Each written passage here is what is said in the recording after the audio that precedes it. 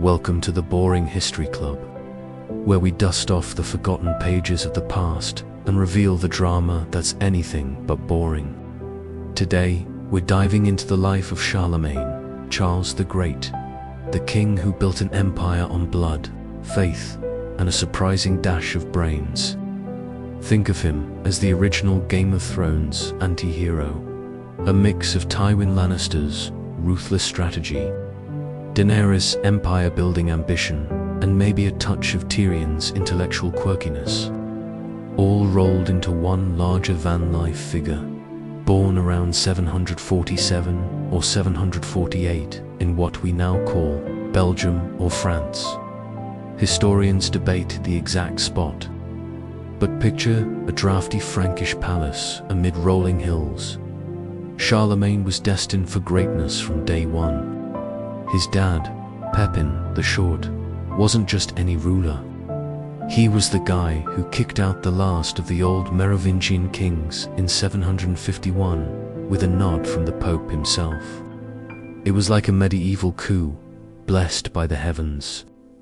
Young Charles grew up in this world of shifting alliances and constant threats, learning the art of war and politics at his father's knee. But here's where it gets interesting. While Europe was still shaking off the so-called Dark Ages, Charlemagne's story is a tale of unification through sheer force. He didn't just conquer, he reshaped the continent, forcing pagans to convert, executing thousands in mass slaughters, and forging a Christian empire that echoed Rome's glory. Yet, this brutal warrior king had a quirky obsession with education, despite being mostly illiterate himself. He'd try scribbling letters under his pillow at night, like a kid cramming for a test he could never pass. If Game of Thrones taught us anything, it's that power comes at a bloody price. Charlemagne's reign was no different, full of betrayals, epic battles, and forced marriages that make the Red Wedding look tame.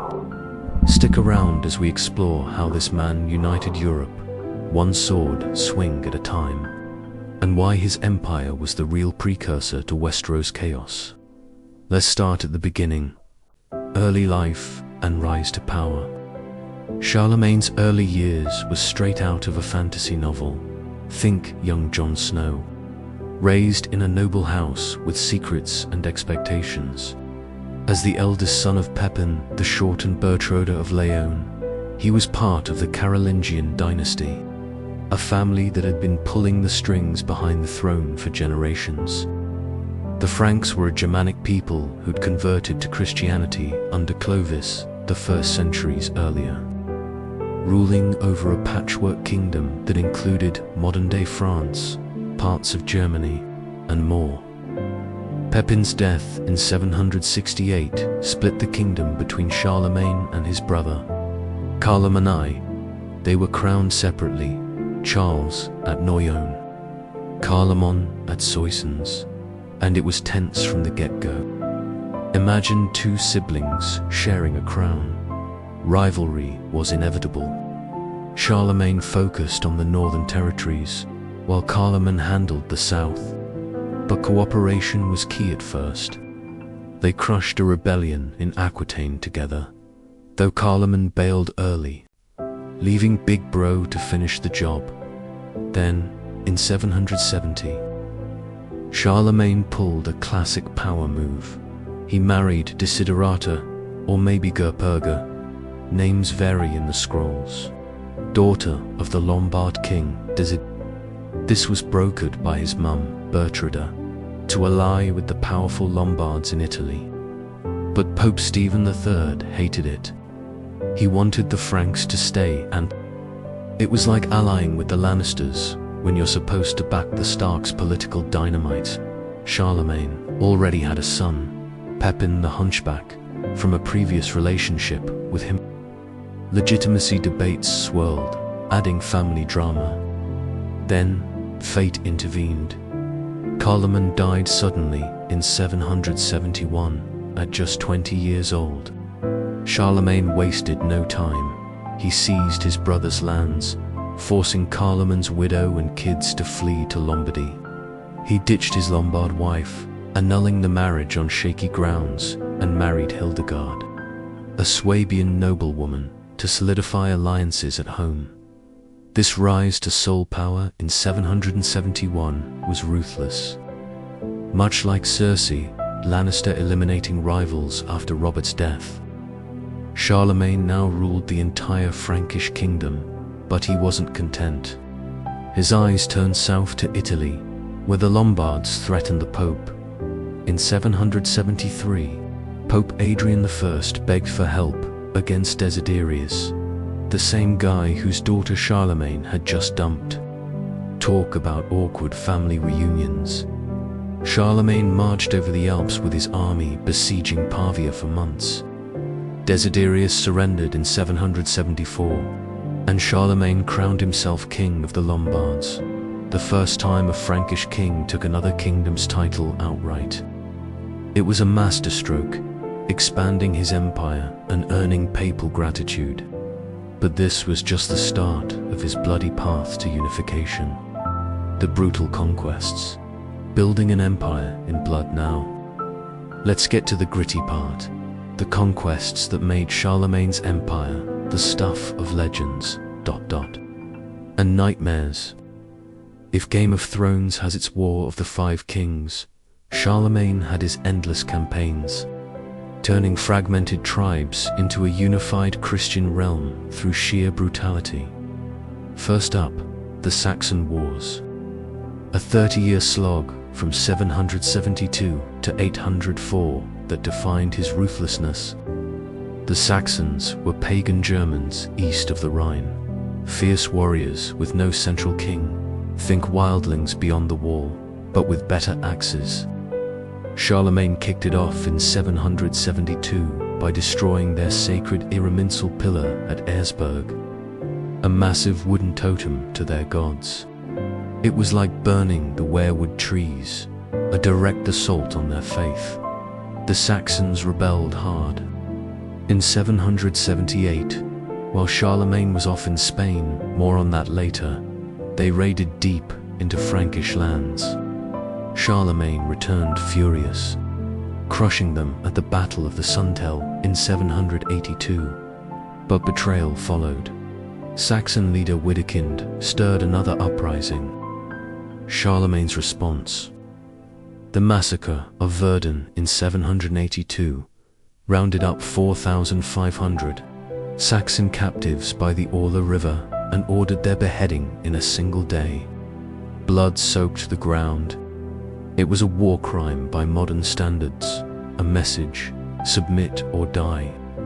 Einhard, Charlemagne's biographer, glosses over it, but sources agree it happened. This wasn't just vengeance, it was policy. The Capitulatio de Partibus Saxonia around 785 decreed forced conversions, death for practicing pagan rites, burning yew trees or eating meat during Lent. Saxons had to tithe to the church, baptize their kids, or face execution. It was cultural genocide, blending sword and cross to forge unity. Widukind surrendered in 785, baptized as a Christian, but revolts continued. Charlemagne deported thousands of Saxons, resettling Franks in their lands. By 804, Saxony was pacified, but at what cost? Parallels to Ramsay Bolton's flayings or the Targaryen conquests are eerie. Power through terror. Meanwhile, in 778, Charlemagne eyed Spain.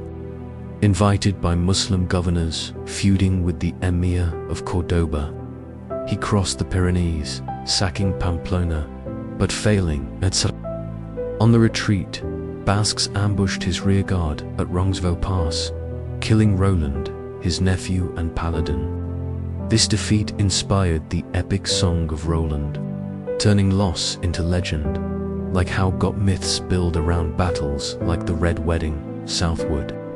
He annexed Bavaria in 787, deposing his cousin Duke Tassilo III after a show trial. Tassilo submitted, but it was another family betrayal.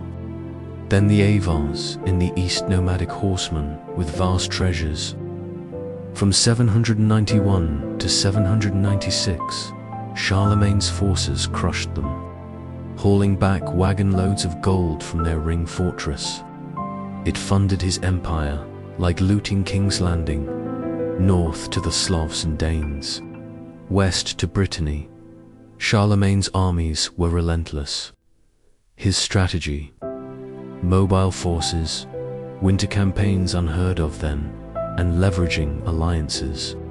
But always the brutality: mass executions, forced marches, and conversions at sword point. He united Europe, yes, but on a foundation of bones. Alliance with the church and coronation amid the bloodshed. Charlemagne's partnership with the church was his secret weapon. Think the High Sparrow allying with Tommen, but with real power. From his dad's days, the Carolingians were papal protectors. In 774, after conquering the Lombards, Charlemagne visited Rome, confirming the donation of Pepin, gifting lands to the Pope. This symbiosis peaked with Pope Leo III in 700. Leo was attacked by Roman nobles, blinded and tongued, though he miraculously recovered, or so the story goes. He fled to Charlemagne for help.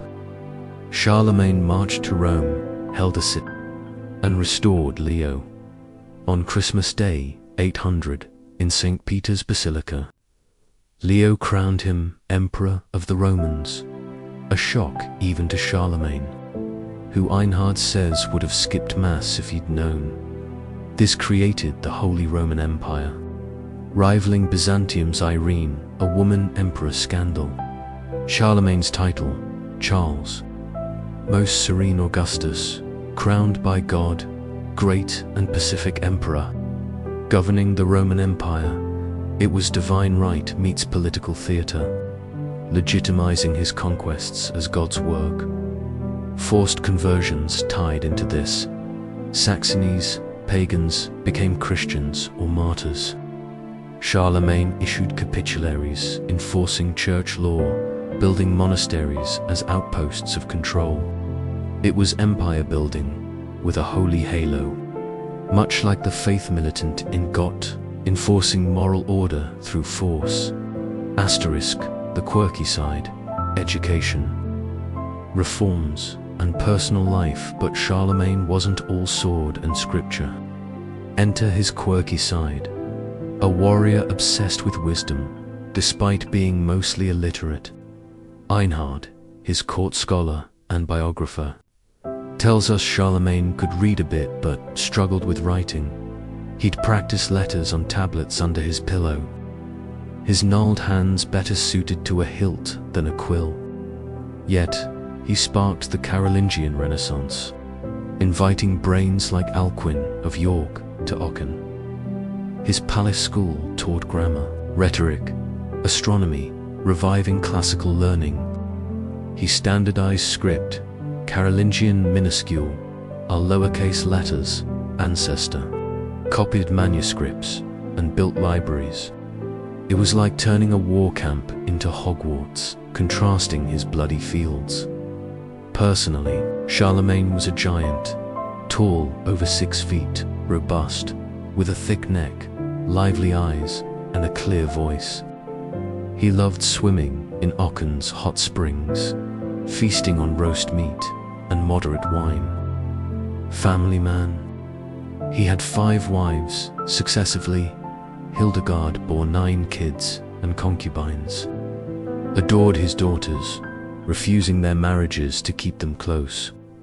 Einhard hints at scandals, but loyally skips details. His son Pepin, the hunchback, rebelled in 792, plotting assassination, family drama, like the Baratheons.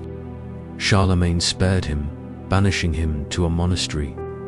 Quirky habits, dressed simply in Frankish tunics, hated foreign finery, prayed daily.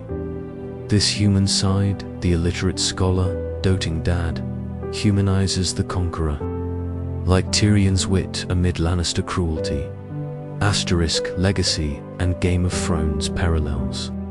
As Charlemagne lay dying aged about 66, his empire stretched from the Atlantic to the Elbe, Pyrenees to the Danube, the largest since Rome. He divided it among sons. But only Louis the Pious survived, leading to fragmentation. Yet, his legacy endures. Father of Europe, reviver of learning, Christian unifier, in Game of Thrones terms. He's the ultimate kingmaker, building through brutality like Stannis, reforming like Varys' vision of a better realm. His mass executions echo the sack of King's Landing. Forced conversions, the Lord of Lights, but his educational quirk adds depth. Like Samwell Tarly in A Crown, Charlemagne's story reminds us, history's heroes are complex. Their thrones built on blood, but lit by progress. Thanks for joining the Boring History Club. Subscribe for more real-life epics. What do you think? Was Charlemagne a hero or villain? Comment below.